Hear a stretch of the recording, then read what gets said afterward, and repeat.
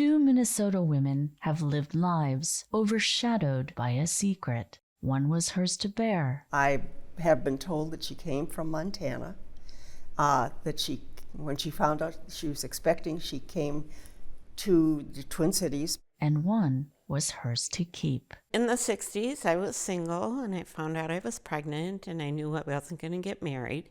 And if you weren't going to get married, it wasn't acceptable to, it was society that sort of said, you can't be a single mom. 82-year-old Mary Jo Lindeberg of Minnetonka would never meet her birth mother. 80-year-old Pat Gliski of Alexandria never held or saw her newborn son before he was taken away for adoption in the 1960s. It would be many decades later before he found her. It was very hard. There's a lot of dark days when you have the baby and you're recovering and you walk out of the hospital empty-handed. Lindenberg and Gliski went on with their lives, married and started families. Gliski told no one besides a best friend whom she stayed with during the pregnancy, and later her eventual husband. Not even her parents knew. Lindeberg also remained mostly in the dark. My mother had died giving birth to me. It was the story that my mom told me when I was, 10, I'd say, when I first began to get really curious about who was my mother. This seemed to put everything to rest as far as my mom was concerned, that, well, that's the end of those questions. They'll never come back again. But of course, they weren't to me.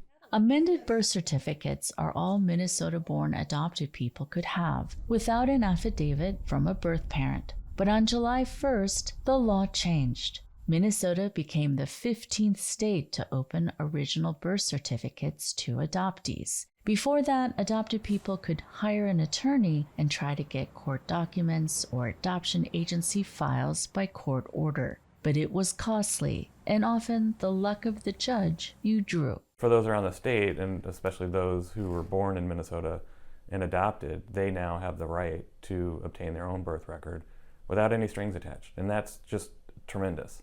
But then it also says that you can undo years of secrecy. Luce, an adoptee himself, helped craft the new Minnesota law. It cleans up where a 1977 law left off. He says fundamentally, it is about the right for a person to know who they are. Do you think some people are surprised that in this day and age that this is still an issue? Yes and no. I mean, I think a lot of people who are, I would say younger folks, are surprised to think that your origins can be withheld.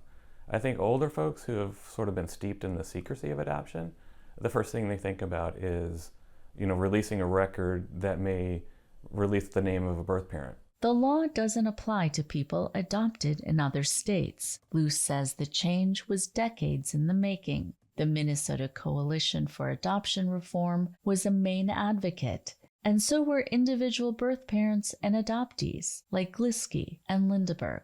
A more restrictive bill passed the legislature in 2008, but Republican Governor Tim Pawlenty vetoed it. This year, a younger legislature took it up again, and it was swept into a session-ending omnibus health appropriations bill.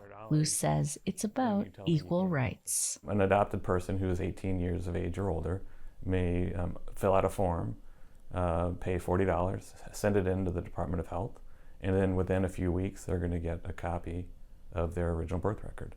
They may get additional documents. One of those could be a contact preference form that a birth parent filled out, indicating if they have any preference for contact, whether it's no contact or yes, I would welcome contact, or I'd like contact, but could we please use an intermediary?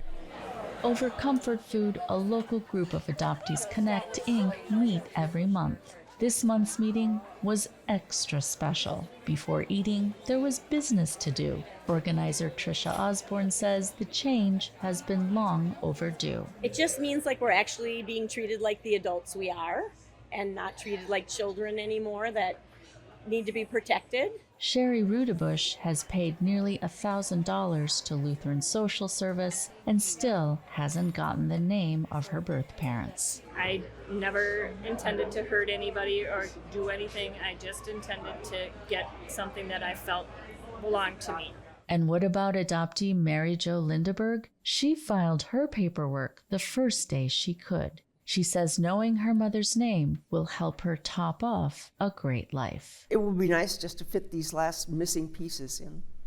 My kids are curious to know. Pat Glisky is active with a national support group called Concerned United Birth Parents. Locally, the group meets every month in St. Louis Park. After her son found her when he was 44, she says she told everyone else in her life, including her other 3 adult children. Once I started telling everyone, it was such a relief to be able to finally talk about it.